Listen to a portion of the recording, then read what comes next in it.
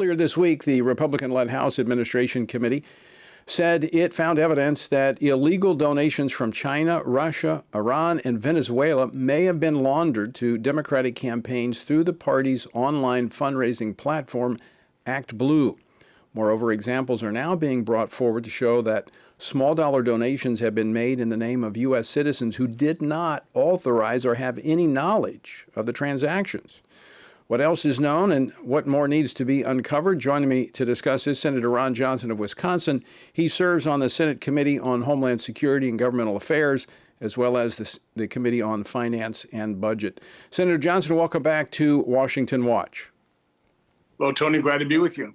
So were you surprised by these allegations against ActBlue?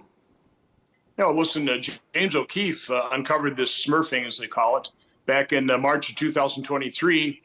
We immediately wrote to the FEC to find out what they are doing to investigate it. We kept following up week after week after week. They would never even tell us whether or not they were investigating this.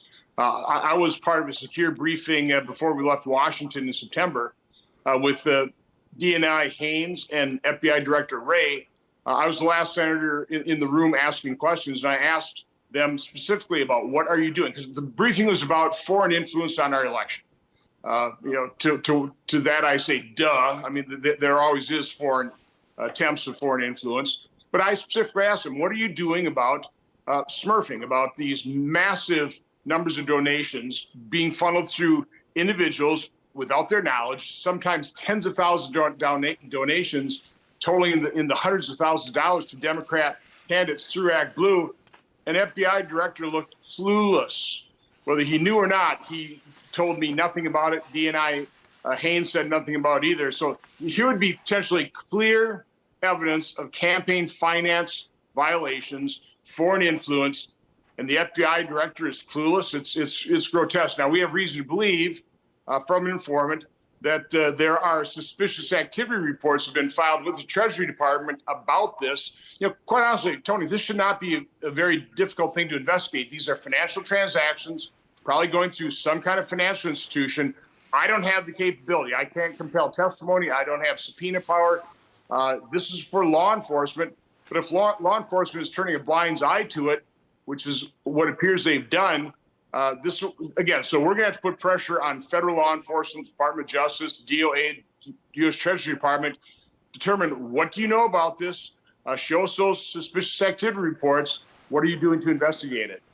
Well, as you mentioned, Senator Johnson, it appears that the money laundering detection system within the Treasury Department was triggered by some of these transactions. So you would think the Biden Treasury Department would be talking to the Biden Department of Justice, and the Department of Justice would be acting upon this information, unless they want it to go on. You would think so, but Tony, we kind of uncovered Hunter Biden scandal through suspicious activity reports. These also remain dormant inside the Treasury Department under the Trump administration. So again, this is where I start really questioning, and this is why it's so difficult to investigate these agencies who are the law. They hold themselves above the law. They don't believe they're accountable to the American public, certainly not to Congress. So they just give us the middle finger when it comes to our investigations. But there have to be actors inside the Treasury Department that are covering up for Democrats. Let's be honest. I mean, I don't think Secretary Mnuchin was trying to cover up for Hunter Biden. Just never probably reached his radar screen.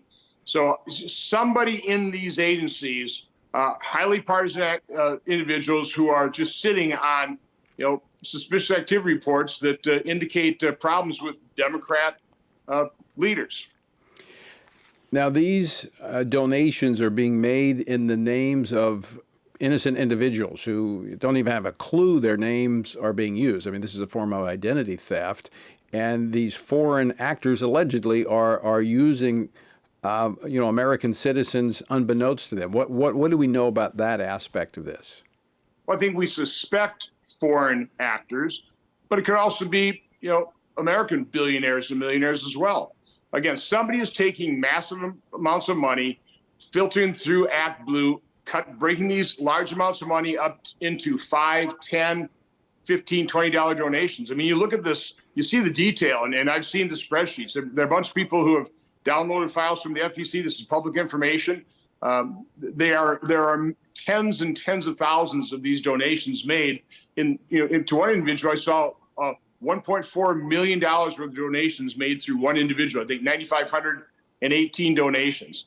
So again, clear violation of campaign finance laws. I mean, these individuals, they've been contacted by people like James O'Keefe, other investigators. They have no knowledge that they have in their name that they've made literally hundreds of thousands of dollars of donations to Democrat candidates. I mean, this should be a huge scandal. But again, I've been on this for well over a year and a half, and we couldn't get anywhere with the FEC or the Department of Justice. So, Senator Johnson, there should be some provisions in place for these platforms like ActBlue that would do some verification of these transactions. Should there not be? Well, ActBlue doesn't even require the CVV code, which is one of the ways to detect money laundering. They don't require that for these donations. It's not, again, it sounds very similar to what Hillary Clinton, the Clinton campaign, had with those Chinese donations made in small dollars, so you don't have to comply with certain disclosure requirements. Okay, so let's kind of play this out. If this, who can be held accountable here? I mean, who is going to be the one that takes action, and who will be the ones held accountable? Well, again, I really appreciate Chairman Coleman and Stiles now getting on this case, threatening subpoenas. I think they've now issued subpoenas. So, from my standpoint, we have to find out who made the donations, and then who handled the donations. Somebody obviously in the ActBlue organization is aware of this. I mean, they have to look at this as pretty odd themselves. They've kept their mouth shut on this. So again, I think there are going to be numerous people accountable or culpable for this. It'll be the donor. It'll be people within ActBlue. And from my standpoint, it should be people inside the Treasury Department that have sat on these suspicious activity reports and done nothing with them. And this is criminal. I believe it is. I'm not a lawyer. I'm not a prosecutor, but it sure seems like a clear violation of campaign finance law at a minimum to be making, large donations, breaking them down into $10, $15, $20 donations, and making them on behalf of people that without their knowledge. Now there's a website I believe that has been set up where people can actually check out. I think I'm going to put this on our website where people can check to see if their name has been used. I actually ran my name through to see if any donations had been made in my name, and came up clear, other than the donations I made myself. This is how the left operates. I mean, it's deceptive. It is deceitful, dishonest. I mean, I don't know what else to call it. But this seems to be a common thread that we see woven throughout the left. And they have people that protect them in the media and in these federal agencies. I thought it was interesting that Kamala Harris was saying that we have to end the Republican playbook of fear and division. I mean, how galling. That is the Democrat playbook: fear, division, add lies and deception to it. That's all the Democrats have. They certainly can't run this campaign on their record. Their record is one of destruction of America. And so all they can do is literally lie, falsely accuse their political opponents of doing exactly what they do, creating fear and division within America. It's scandalous. Well, speaking of the media covering, I want to play this clip again. I'm sure you've heard it. I played it multiple times on the program here, but it was Joe Biden on Tuesday describing Trump supporters as garbage. Play clip number 12, please. And just the other day, a speaker at his rally called Puerto Rico a floating island of garbage. Well, let me tell you something. I don't know the Puerto Rican that I know, or Puerto Rico where I'm in my home state of Delaware. They're good, decent, honorable people. The only garbage I see floating out there is his supporters. Now, before I get you to respond, I want to read again the second paragraph of the AP story on this, where it said, in a call organized by the Hispanic advocacy group Voto Latino, Biden on Tuesday responded to a comic at Trump's rally who called Puerto Rico a floating island of garbage. Biden's initial comments were garbled.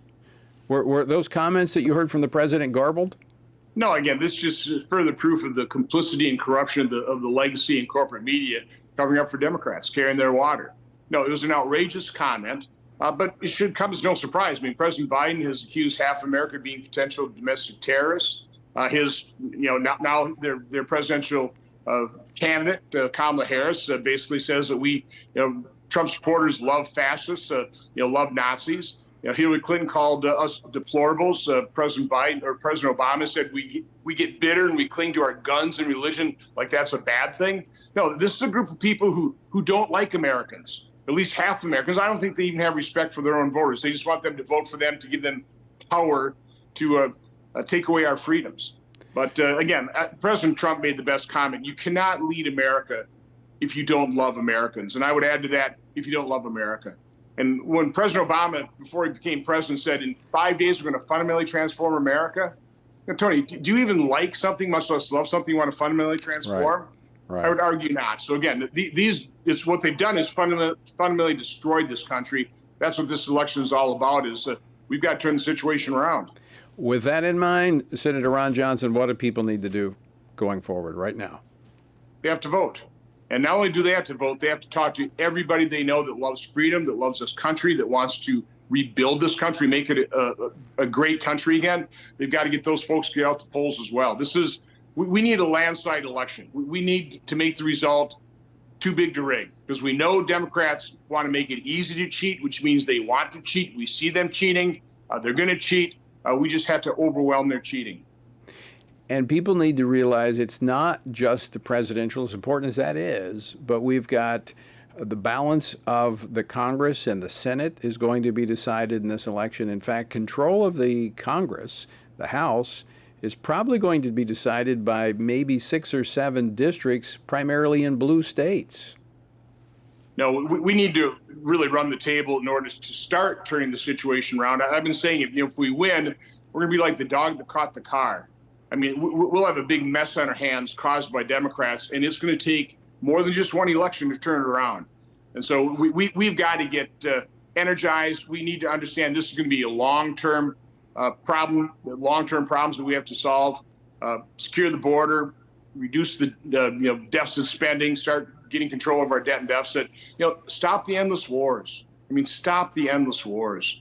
So we face many challenges in this nation, but it would be so much better if we can do this as a united country, and that's something President Trump is doing. The coalition he's assembled with Bobby Kennedy, Tulsi Gabbard, Elon Musk, last night, Brett Favre, first time he's ever come out politically because he's so concerned about his children and grandchildren. It's such a heartfelt and genuine endorsement that Brett Favre gave President Trump. That's what we need. We need Democrats, independents, Republicans who love this country, realize we have problems to fix, to unite, come together, heal this nation, start fixing these problems. Absolutely. Senator Ron Johnson, always great to have you on the program. Thanks for joining us today. Thanks for having me on.